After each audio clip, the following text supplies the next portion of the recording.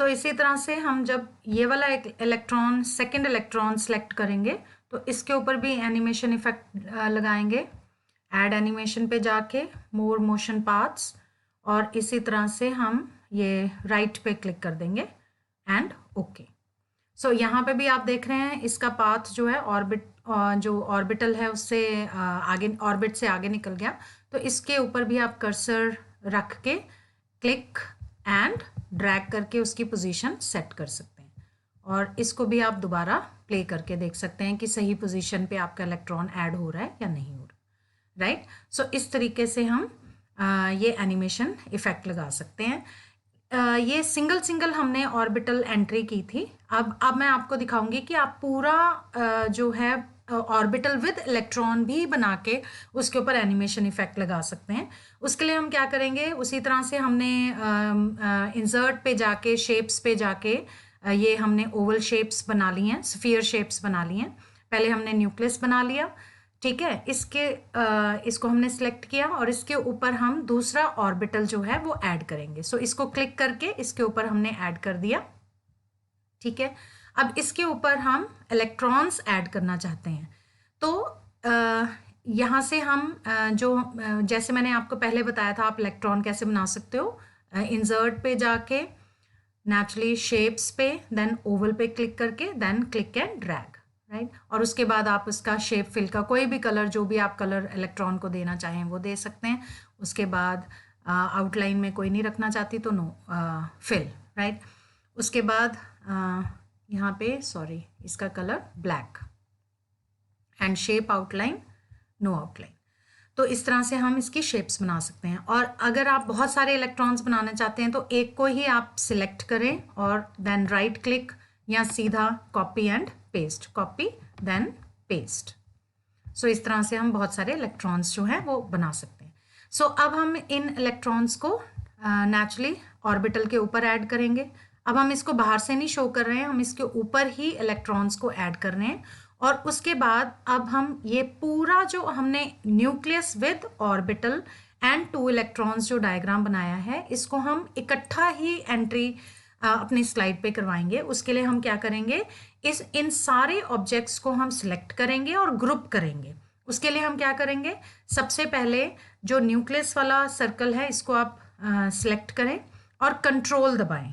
Control को press करेंगे और ये आप देख रहे हैं माउस के कर्सर के ऊपर प्लस का साइन आ गया है, और कंट्रोल को दबा के ही रखना है। और उसके बाद आप इलेक्ट्रॉन को सिलेक्ट करेंगे। मैंने इलेक्ट्रॉन को किया था लेकिन वो ऑर्बिटल को सिलेक्ट हो गया है, कोई बात नहीं। सो ऑर्बिटल को सिलेक्ट कर लिया। अब ये 2 चीज़ें हमारी सिलेक्ट हो गई हैं, तो इसके जो सिलेक्टेड पार्ट है इसके अंदर ही हम कर्सर को रखेंगे और राइट क्लिक करेंगे, ग्रुप पे जाएंगे एंड देन ग्रुप। अब हमारा ये जो चीज़ है फर्स्ट ऑर्बिटल एंड न्यूक्लियस, ये हमारा ग्रुप बन गया है। इसको हम जहाँ मर्जी इकट्ठा मूव कर सकते हैं। लेकिन आप देख रहे हैं कि हमारे इलेक्ट्रॉन्स इसमें ऐड नहीं हुए। तो अब हम क्या करेंगे, इसमें दोबारा से इलेक्ट्रॉन्स को भी ऐड करेंगे। तो ये हमारा जो सिलेक्टेड पार्ट है ये हमारा सिलेक्टेड ही है। अब फिर दोबारा से कंट्रोल को हम प्रेस करेंगे और इलेक्ट्रॉन के ऊपर मैं कर्सर को लेके जाऊंगी और उसको भी क्लिक करूंगी। सो इलेक्ट्रॉन के ऊपर जब हम क्लिक करेंगे, सो ये देखिए इलेक्ट्रॉन सेलेक्ट हो गया। अब मैं दूसरे इलेक्ट्रॉन के ऊपर भी लेके जाऊंगी कर्सर और माउस के कर्सर को, और उसके ऊपर भी मैं क्लिक करूंगी। आपको थोड़ा सा इसकी पोजीशन को एडजस्ट करना पड़ेगा। सो ये देखिए अब दोनों इलेक्ट्रॉन मेरे सिलेक्ट हो गए। अब इसके ऊपर ही हम कंट्रोल को छोड़ देंगे और कर्सर बीच में ही रखेंगे सिलेक्टेड पार्ट में, and then right click, go to group and then group. अब ये देख रहे हैं आप, हमारा ये जो सारा डायग्राम है ये एक ही ग्रुप में आ गया है। अब हम इसको जैसे मर्जी, जहां मर्जी इसको हम मूव कर सकते हैं। ये देखिए, सो ये पूरा हमारा एक डायग्राम बन गया है और इसके ऊपर अब हम एनिमेशन लगा सकते हैं जैसे हमने पीछे लगाई थी। इसी तरह से आप दूसरा ऑर्बिटल इसमें ऐड करना चाहते हैं तो एक और आप नेचुरली जो ओवल या स्फीयर शेप है आप ड्रॉ कर लीजिए और उसके बाद उसको सिलेक्ट करके उसके ऊपर आप ला सकते हैं और इसको भी ग्रुप में ऐड कर सकते हैं अगर आप डायरेक्टली ये पूरा डायग्राम इकट्ठा आप लाना चाहते हैं। या आप एक एक ऑर्बिटल करके लाना चाहते हैं, तो जैसे हमने ये एक nucleus plus orbital with 2 electrons बनाया है, तो इसको आप सिलेक्ट कर लीजिए।